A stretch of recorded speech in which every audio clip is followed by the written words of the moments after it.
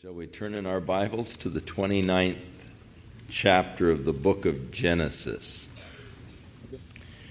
Jacob has been guilty of a very common mistake that we often make, and that is trying to help God out. Believing in the purposes of God, knowing that God is desiring to accomplish certain things, we somehow develop a kind of a complex that God cannot do His work unless I get in and help Him out. Or surely the work of God is going to fail unless I step in and take charge. It was God's will that Jacob receive the blessing of Esau.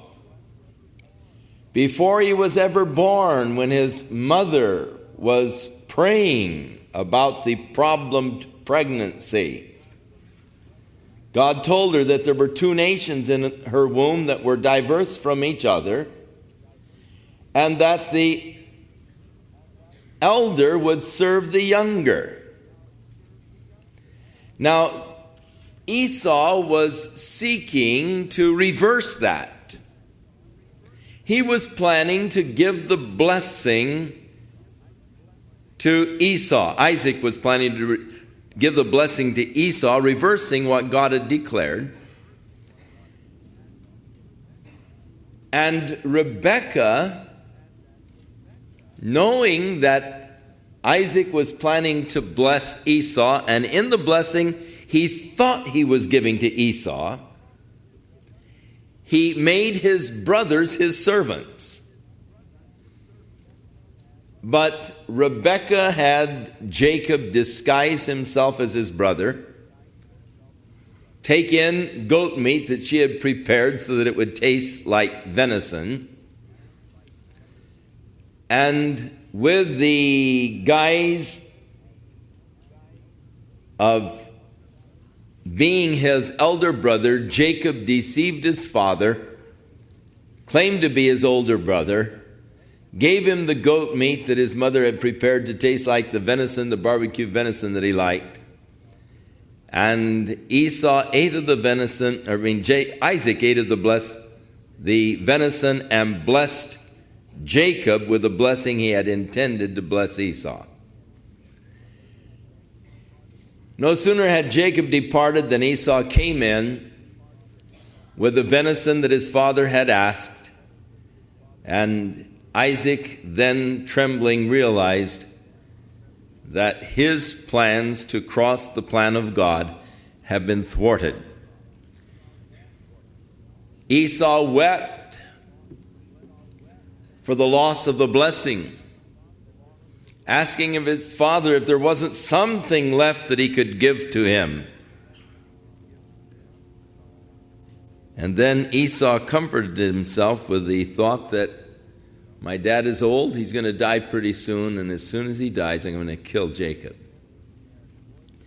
Evidently, he had voiced his intentions to some of the servants who told Rebekah, and Rebekah called Jacob and said, I want you to go to my brother's house in Haran and stay there until I notify you, because your brother's intending to kill you. And so Jacob fled from that place near Beersheba, 500 miles to the area of Babylon, to Haran. And in chapter 29, we find him now coming to the conclusion of this 500-mile journey, arriving at Haran. So Jacob went on his journey, and he came to the land of the people of the east. And he looked, and he saw a well in the field, and behold, there were 3 flocks of sheep lying by it. For out of that well they watered the flocks. A large stone was over the well's mouth. Now all the flocks would be gathered there, and they would roll the stone from the well's mouth and water the sheep, and put the stone back in its place on the well's mouth. And Jacob said to them, My brethren, where are you from? And they said, We are from Haran. Then he said to them, Do you know Laban, the son of Nahor? They said, We know him. And he said to them, Is he well? They said, He is well. And look, his daughter Rachel is coming with the sheep. Then he said, Look, it's still high day. It's not time for the cattle to be gathered together. Water the sheep and go feed them. Evidently, Jacob was wanting to get rid of these little guys with their sheep so that when Rachel arrived, he would be alone with her. Interesting again how that God led him to the well, even as the servant earlier, Eliezer, had been led by the Lord and had come to the place where Rebekah was coming out to water, or to get water. And so Jacob now, coming to the well, it was an interesting type of well, not the usual type where you're dipping the buckets in, but a well that was closed by a rock and then would roll back the rock and let the water out. Probably it took a while for the water to build up inside so that when they roll it back, you get a good flow of water out and they'd water the sheep. The stone evidently was too heavy for the little boys who were watering the sheep to move it by themselves, and so they'd wait till a whole group would arrive, and then one who was stronger would roll the stone back, they'd water their sheep, and they would leave. These little fellows were gathering early, and it could be that they would water them in the order in which they arrived. In other words, the first to arrive with their sheep would be first in line, so that when the rock was removed, they would be the first ones to get the water, and so you'd line up, and thus the desire to get there early. And so it was just about noon, high day. And these fellows were already lining up. They should still be out in the fields. They should have their sheep out still pasturing, but they wanted to get in line and get early in line so they'd be at the front of the line. And so they're there waiting for that time of the evening when they'd roll back the stone and they could water their sheep. And so they're not that communicative. Jacob comes up and says, Hi, fellas, do you know Laban, son of Nahor? Yeah, we know him. Well, is he well? Yeah, he's well. Hey, there comes his daughter right now with her sheep. So Rachel was a shepherdess, not at all unusual. If you go over to the land today and you observe the Bedouins, quite often the little girls are out tending the sheep. And whenever we go past a flock of sheep and a little girl tending them, our guide will usually say, Now there's Rachel tending her sheep. And it gives you the idea and the concept that of what did exist in that culture. And so Rachel was on her way, and he probably wanted to get rid of these little guys at this point. So he said, Why don't you go out and feed them? They said, We cannot until all of the flocks have gathered together, and they have rolled the stone from the well's mouth. Then we water the sheep. Now while he was still speaking with them, Rachel came with her father's sheep, for she was a shepherdess. And it came to pass, when Jacob saw Rachel, the daughter of Laban, his mother's brother, and the sheep of Laban, his mother's brother, that Jacob went near and rolled the stone from the well's mouth and watered the flock of Laban, his mother's brother. So it was probably a little bit of, macho show-off here. It usually took several guys to roll back the stone, but he sees Rachel and her flock of sheep, so he goes up and he muscles the thing back so that Rachel can water her flock. And then he kissed Rachel, lifted up his voice, and wept. And Jacob told Rachel that he was her father's relative and that he was Rebekah's son, So she ran and told her father. Now, I don't know if it happened in that order. If he kissed her first and wept and then told her who he was, or if he told her who he was and then kissed her and wept. But I'm sure that Rachel was probably taken back, at least, by the whole scene. She no doubt had heard the story of her Aunt Rebecca,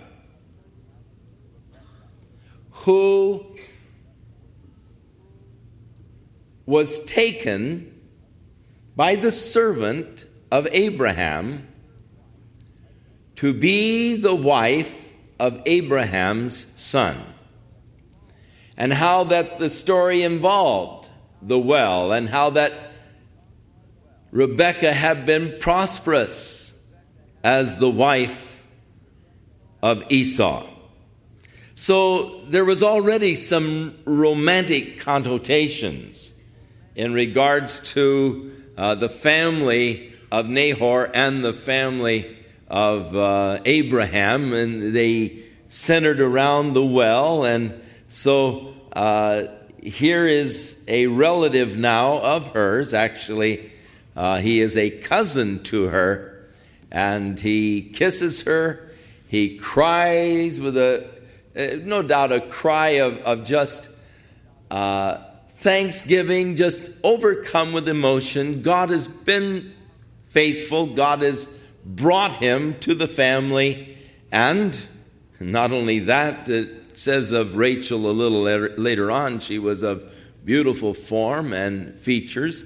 So she was a beautiful gal, and he is overcome with emotion and tells her who he is. I am Rebekah's son, your brother's sister. So it came to pass when Laban heard the report about Jacob, his sister's son, that he ran to meet him and embraced him and kissed him, which is the typical type of Oriental greeting in that area of the country, the hugging, the kissing on each cheek and all.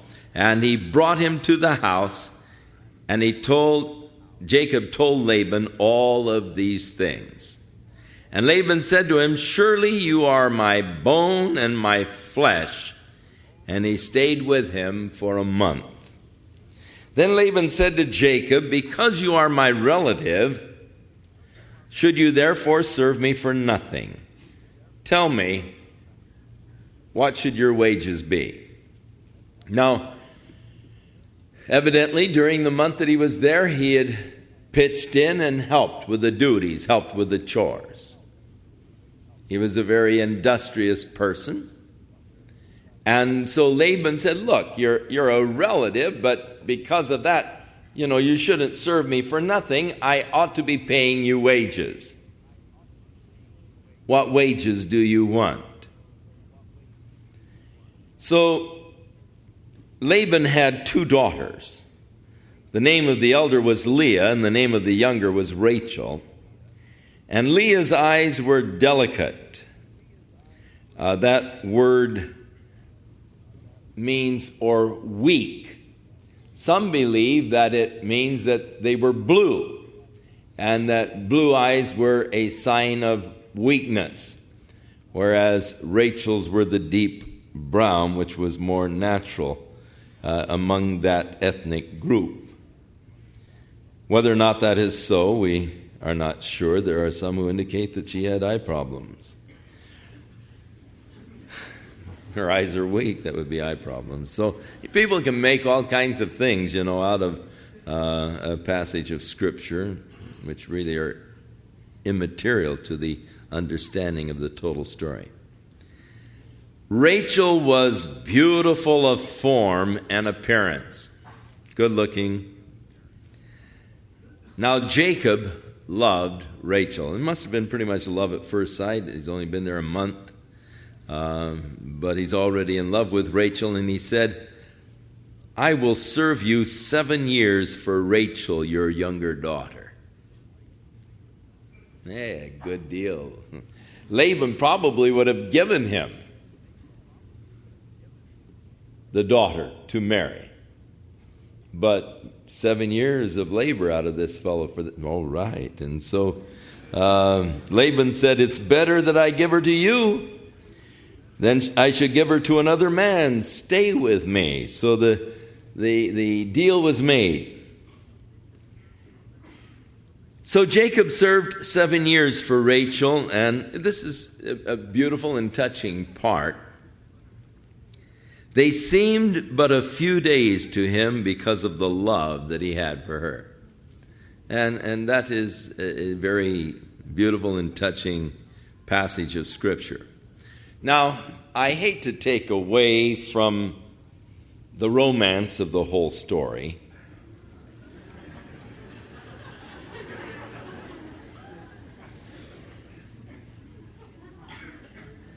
Sort of a dirty trick. But Jacob was a little over 70 years old at this point. Oh. Hey.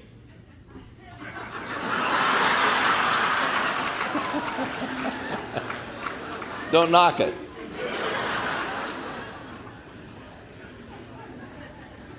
You see, he lived to be over 165. So he's still a kid. You know, he hasn't even reached the halfway mark yet. And so considering the virility and all, and the longevity, it isn't that old in those days. And so he wasn't too old to be romantic.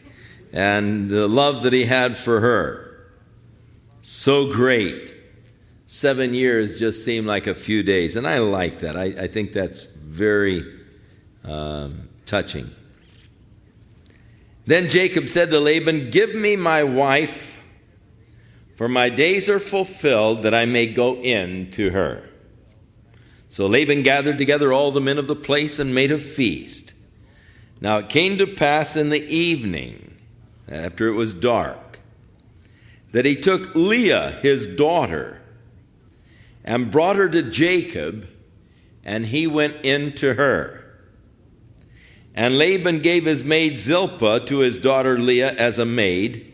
So it came to pass in the morning that, behold, he looked across in the bed, and it was Leah. And he scrambled out and got hold of Laban and said, what have you done to me? I serve you for Rachel. Why have you deceived me? Interesting, isn't it? He was there running from the anger of his brother Esau because he had been guilty of deceiving his father. Now he himself is being deceived by his father-in-law.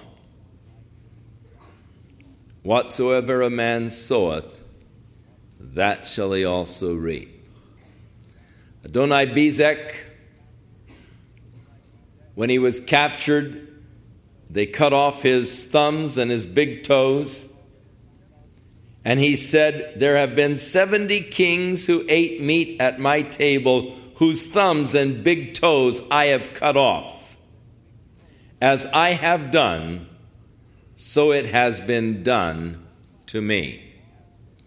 A law of life, a law that God has established within nature. Whatever a man sows, that he also reaps. It is a necessary law in order to keep order in nature. Life would be almost impossible, chaotic at the least, if this were not a law of nature. If you did not reap what you sowed, then the whole agricultural industry would be chaotic. As you go out and plant your beans and you raise carrots. So the law of sowing and reaping is not just valid in the physical universe.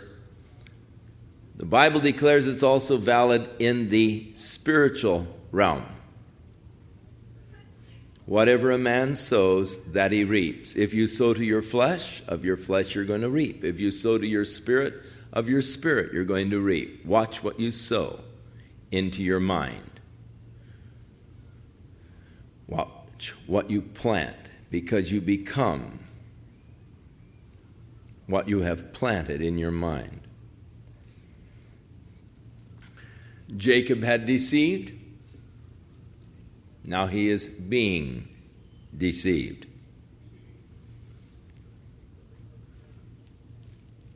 So Laban said, "It must not be done in our country to give the younger before the firstborn. Fulfill her week, and we will give you this one also for the service which you will serve with me still another 7 years." Oh, rip off.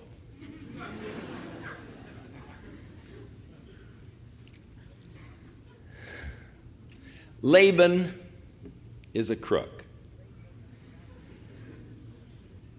In fact, when he and Jacob in the next chapter have their showdown, Jacob accuses him of changing his wages 10 different times. So this isn't the only incident. Not the rest of them aren't recorded, but 10 different times Laban changed the wages of Jacob. But you know what? Jacob always got the better of him. Laban is a despicable kind of a person. And really, the only pleasant part of the story is that Jacob, who wasn't much better, was able to get the best of him on every turn. Now, it was the custom at that time to, when you got married, to spend the first week with your wife. So fulfill her week, and then we will also give you the other one also for the service by which you will serve me for another 7 years. Then Jacob did so, and he fulfilled her week, so he gave him his daughter Rachel as wife also. And Laban gave his maid Bilhah to the daughter Rachel as a maid. Then Jacob also went in to Rachel, and he also loved Rachel more than Leah, and he served with Laban still another 7 years. Now,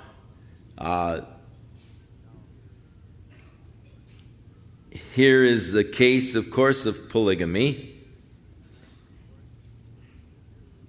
And there could be advantages to polygamy. I was in a sociology class in Orange Coast College several years ago, and the professor asked the class if anyone could see any advantage to polygamy. I was probably the oldest student in the class, and I think probably the only one that was married. Most of them were just young college students.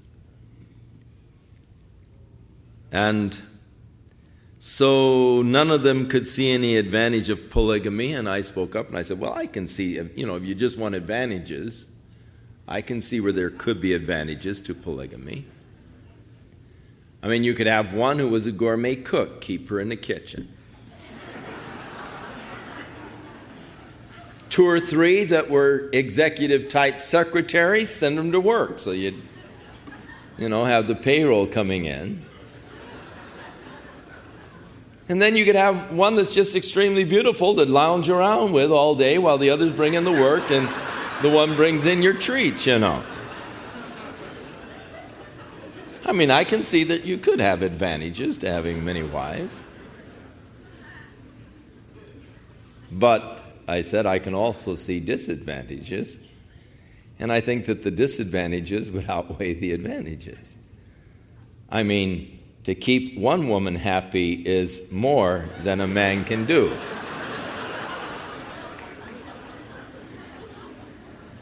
And I can imagine what would happen if you tried to keep several women happy. It wasn't all pleasant. What you would imagine might happen did indeed happen. Sort of a rivalry and a jealousy among the wives. And as Jesus said, no man can serve two masters. So no man can serve two wives. And he had a partiality for the one. But because he was partial to the beautiful one and sort of negligent towards the uglier one, God had mercy on the uglier one, and she became very prolific as far as bearing children. But there was always sort of that longing for her husband's love that was never fully given to her. But then the other one, not being able to have children, became envious and became sort of a witch. So it became a very trying kind of a circumstance, as we will see as we go on in the story. Now, when the Lord saw that Leah was unloved, and that's a terrible position for a woman to be in, married to a man, he opened her womb, but Rachel was barren. So Leah conceived and bore a son, and she called his name Reuben, for she said, "The Lord has surely looked upon my affliction. Now therefore my husband will love me." And that's pathetic. It's sad. "I've borne him a son, surely now he will love me." She called his name Reuben, which means, "Look, a son," because she said, "The Lord has looked upon my affliction." So she named him Look, a son, hoping that the birth of this son would bring to her her husband's love. Then she conceived again and bore a son and said, "Because the Lord has heard that I am unloved, he has therefore given me this son also." And she called his name Simeon, which means hearing. So God has seen. The first son, look. The second son, God has heard my cry. And so she called him hearing. God sees, God hears. And so the first two sons, named after the distress of her own heart for the lack of love that she is receiving from her husband. God sees me. God's heard me. And she conceived again and bore a son and said, "Now this time my husband will become attached to me. Surely, he'll start living with me now, or he'll become attached or joined to me." So she called him Levi, which means joined. Again, expressing that yearning for the love of her husband. And she conceived again and bore a son and said, "Now I will praise the Lord." Therefore she called his name Praise, Judah. Then she stopped bearing. So in rapid succession, probably in a 4-year period of time, she bore him 4 sons, while Rachel remains barren. Now, in that culture, the greatest thing that a woman can do is bear a son for her husband. I mean, that's just primo, when you can give your husband a son. In that culture, if you are unable to give your husband a son, then you can actually be divorced. If all you bear is girls, he can divorce you. If you cannot bear children, he can divorce you. Bearing him a son. Just considered the greatest. We're talking with Major Haddad in Lebanon, who had 4 beautiful daughters, beautiful young girls. He was expecting his 5th child. He said, "Pray that God will give me a son." He was about to lose the respect of his army because he had all girls. And so when the 5th child was born, it was a girl. He was so disappointed.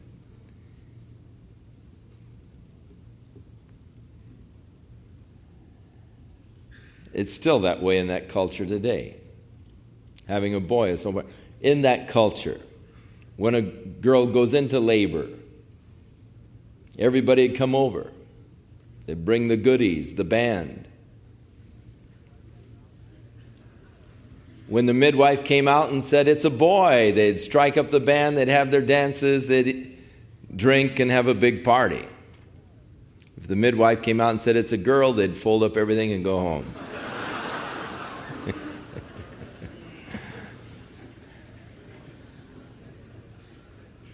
Leah was able to bear 4 sons in rapid succession. That should put her at the top of the pile. She was hoping that it would.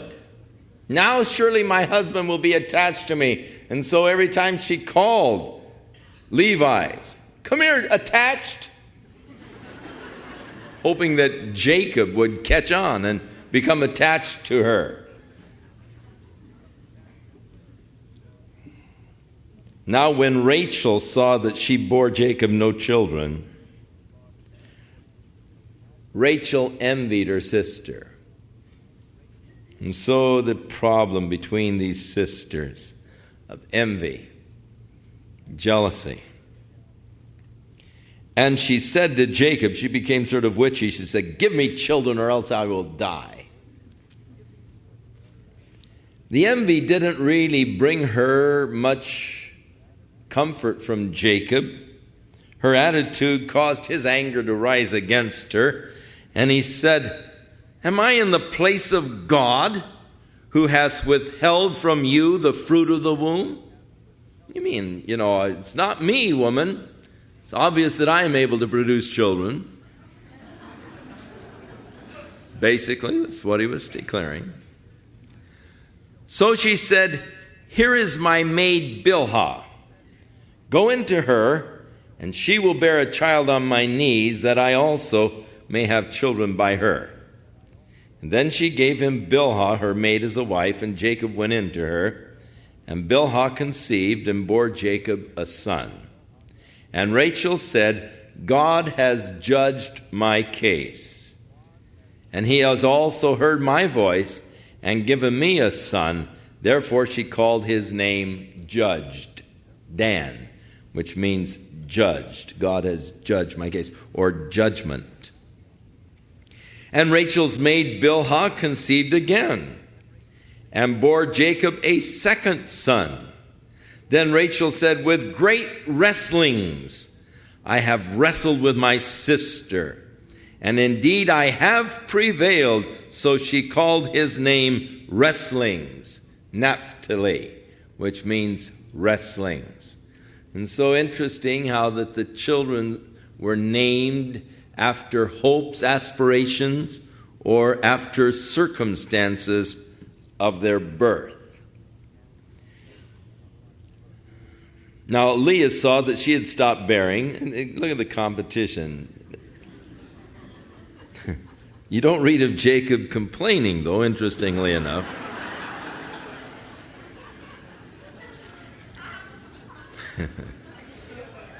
When Leah saw that she had stopped bearing, she took Zilpah, her maid, and gave her to Jacob as a wife. And Leah's maid Zilpah bore Jacob a son. Then Leah said, "A troop comes." So she called his name Troop. And probably that's what she was hoping, that she would have a troop of children. And Leah's maid Zilpah bore Jacob a second son. Then Leah said, I am happy, for the daughters will call me blessed. So she called his name Happy, Asher. Sounds like the seven dwarfs in a way, doesn't it? Happy, higher, dwelling, troop, wrestling's, judgment, praises. Doc. Grumpy. Now Reuben went in the days of wheat harvest, and at this time Reuben was probably 7-8 years old. And he went in the days of the wheat harvest, and he found some mandrakes in the field and brought them to his mother Leah. Then Rachel said to Leah, please give me some of your son's mandrakes. But she said to her, is it a small matter that you have taken away my husband? Would you take away my son's mandrakes also? So there's a lot of bitterness between the sisters. It's sad, it's tragic. It no doubt was not a happy, peaceful home. And I don't know how you could have in these kind of circumstances. Mandrakes were thought to be an aphrodisiac. And they were considered to be sort of a fertility kind of a drug within them, especially within the roots of the mandrakes. And it is possible that Rachel was hoping to take the mandrakes as an aphrodisiac and perhaps create fertility, for they were thought to be a fertility drug. And so when Reuben found the mandrakes in the field, brought them home to his mother, Rachel said, oh, I'd like to have those mandrakes. And Leah retorted, hey, isn't it enough that you've taken away the husband? Now you want my son's mandrakes also? And Rachel said to her, I'll let you lie with him tonight for your son's mandrakes. And so when Jacob came out of the field in the evening, Leah went out to meet him and said, hey, you got to come into my tent tonight. I've hired you with my son's mandrakes. And so he spent the night in her tent. And God listened to Leah, and she conceived and bore a son, a fifth son. And she said, God has given me my hire because I have given my maid to my husband. So she called his name Hired, Ishkar. Then Leah conceived again and bore Jacob a sixth son. And Leah said, God has endowed me with a good endowment. Now my husband will dwell with me because I have borne him 6 sons. So she called his name Dwelling, hoping that her husband would now dwell in her tent because she was able to produce so many children. Still, the sadness persists. After that, she bore a daughter, puts her out of the ball game, called her name Dinah. And imagine what it must have been for that little girl with all these brothers now, some 10 brothers. And so she, no doubt, had a pretty good life. The brothers loved her very much, very jealous for her, as we'll find later in the story. Then God remembered Rachel, and God listened to her and opened her womb. And she conceived and bore a son and said, God has taken away my reproach. So she called his name Joseph and said, the Lord shall add to me another son. And so in hope and in faith, she called his name Adding. God will add another son. And indeed, she did have one more son after they had returned to the land of Israel and were in the area near Bethlehem. Her second son was born, the 12th son to Jacob. And in the childbirth, Rachel died. And so as the child was being born and she was having such a difficult time in delivery, she called his name Benoni, the son of misery. But Jacob changed his name to Benjamin, the son of my right hand. So it is true, God did add to her one more son. So she named him adding, in hopes and faith that God would add one more son. Now it came to pass, when Rachel had borne Joseph, that Jacob came to Laban and he said, "Send me away, that I may go to my own place and to my own country." So now he has 11 sons, and he wants to go back home. The 2 wives and their 2 maids. And he's asking Laban to send him away. "Give me my wives, my children, for whom I have served you, and let me go, for you know my service which I have done for you." So I've fulfilled my obligation. I've put in the 14 years.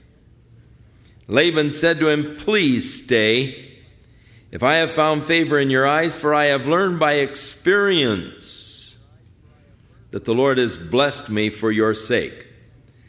The word translated experience there is the Hebrew word for enchantments. And it is possible that he is saying, "I have learned by enchantments that the Lord has blessed me for your sake."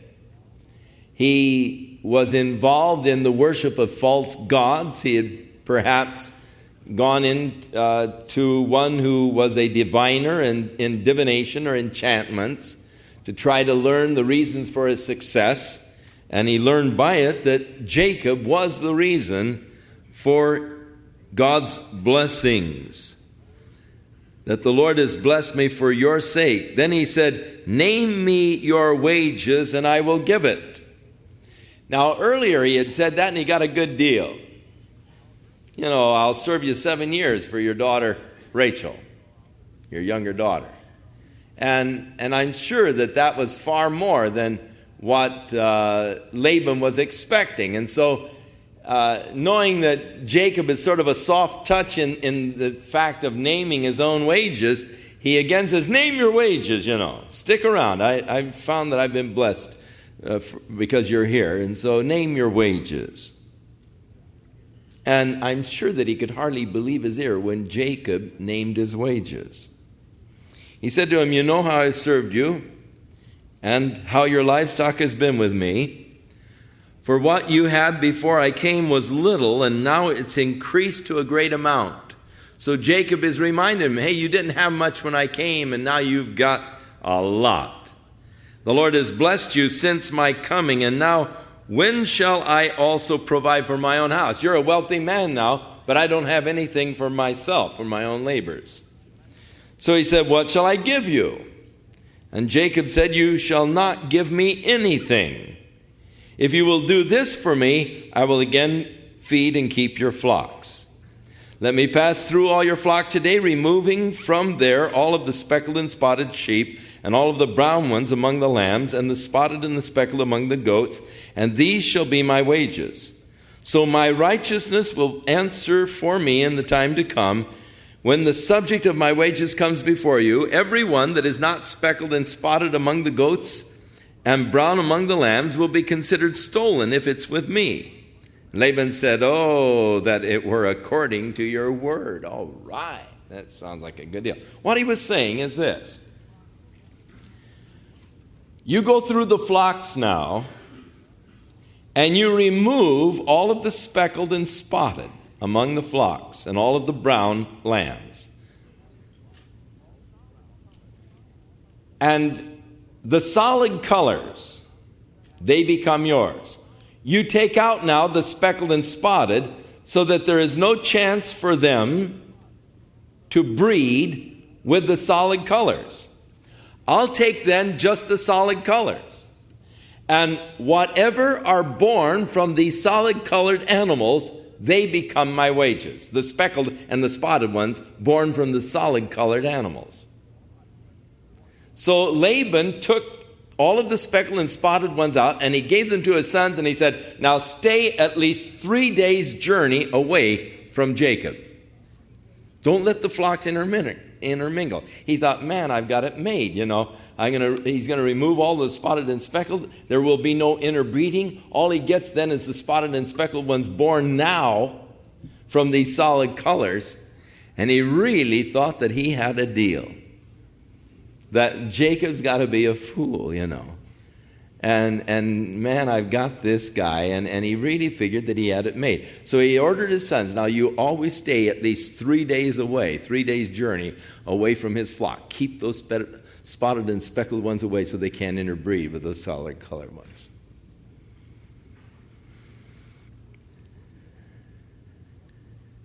So he removed that day the male goats that were speckled and spotted, and all of the female goats that were speckled and spotted, and every one that had some white in it, and all of the brown ones from among the lambs, and he gave them into the hands of his sons. And then, to make sure, he put 3 days' journey between himself and Jacob fed the rest of Laban's flocks.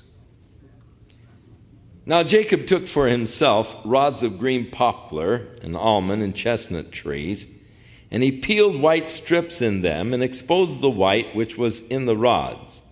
And the rods which he had peeled he set before the flocks in the gutters, in the watering troughs where the flocks came to drink, so that they should conceive when they came to drink. So the flocks conceived before the rods, and the flocks brought forth streaked, speckled, and spotted. Then Jacob separated the lambs and made the flocks face toward the streaked, and all of the brown of the flock of Laban, but he put his own flocks by themselves and did not put them with Laban's flock. And it came to pass, whenever the stronger livestock conceived, that Jacob placed the rods before the eyes of the livestock in the gutters, that they might conceive among the rods. But when the flocks were feeble, he did not put them in. So the feebler were Laban's, and the stronger were Jacob's. Thus the man became exceedingly prosperous, and he had large flocks, female and male servants, camels and donkeys. He really began to be wealthy and prosperous as he was very skilled in the art of husbandry. Now, there are those who would criticize the account at this point because they say that Jacob believed in prenatal marking, that by putting these striped rods, that he thought that he could then, in this prenatal suggestion, create the striped and the speckled offspring. It could be that is what Jacob did think. I wouldn't put it past him. However, you must realize that this fellow has about 80 years of experience at least in husbandry, in the observation of the processes of conception and all among the animals and the development of a species. He probably knew by experimentation and by observation what has come to be known as the Mendelian law concerning the dominant and recessive genes. And knowing that even in the solid-colored animals there could be the recessive spots and stripes. The King James translates the word yacham as conceived. But the word yacham, ham means hot, and so yacham means to be hot. And it is more likely understanding a little bit about animal reproduction, he knew that as the animals came in for the watering, when the white striped branches were placed in front of them, that somehow it created them, or it caused them to come into heat and thus to reproduce. And rather than trying to prenatal suggestion mark the animals, it was probably the process to take, when the stronger ones would come in, he would want them to reproduce, because the chances then of developing a stronger flock for himself, he would then bring them into heat with these striped rods. And it was the Lord really who gave him these strong spotted and speckled ones, because later on Jacob himself acknowledged that it was God who had prospered and blessed him. As he was returning, he said, Lord, I am not worthy the least of thy mercies that you have shown unto me. When I passed over this river running away, I had only my rod in my hand. That's the only possession I had, was just my walking stick. And now I'm coming back and look, I've got so many sheep and oxen and camels and all, that I have to separate them into two companies in order to travel. And he was overwhelmed with the grace of God and the mercies of God towards him. And he acknowledged that it was God who had granted him the success and the wealth, and not his own devices.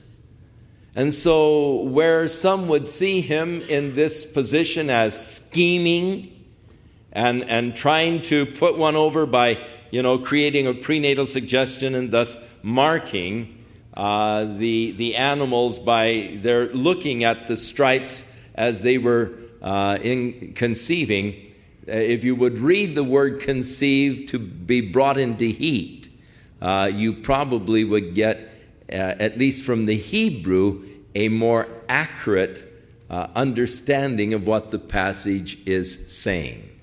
And reading it in the Hebrew, there is not so much a suggestion as trying to mark them from this prenatal kind of sight of what you see and so forth is what you get. But it is more of a thing of creating a heat so that they would conceive, and thus bringing more rapid reproduction among the stronger of the animals, that he might have the stronger herd, and just letting the weak ones go at their own pace.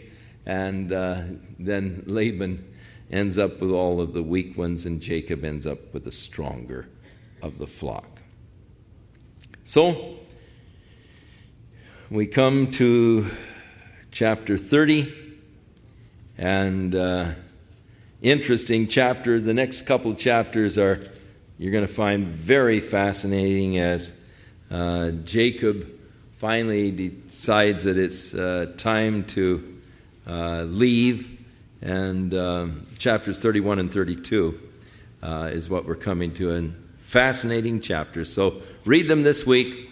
Next Sunday night, we continue our study, and what fascinating parts we come into next week. Tonight was a heavy. I mean, what can you say about wives that are competing with each other, for kids, and a guy who is pretty shrewd in his husbandry. But next week we get into some real great stuff to deal with. May the Lord bless you now, keep you in his love, fill you with his Spirit, guide you with his wisdom, anoint you with his love, that you might share with others the glorious news of God's love and grace towards man through Jesus Christ, his Son.